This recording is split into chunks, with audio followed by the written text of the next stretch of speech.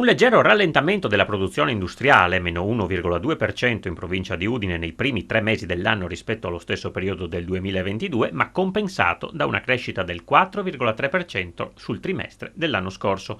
Sono più le luci delle ombre nell'economia friulana quelle che emergono dall'ultimo report, visto che gli ordinativi sono aumentati, così come l'utilizzo di impianti, sia nella variazione tendenziale che congiunturale. Bene l'industria meccanica, siderurgica e alimentare, mentre presentano alcune criticità i settori legno mobile, carta, chimica gomma, plastica e materiali da costruzione.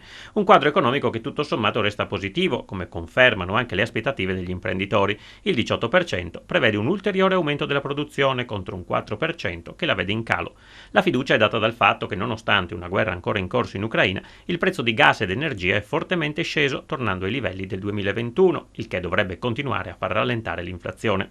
È prevedibile, commenta il presidente di Confindustria Udine, Gianpietro Benedetti, un raffreddamento contenuto dell'economia nell'autunno 2023 che potrà essere attenuato da un buon piano PNRR.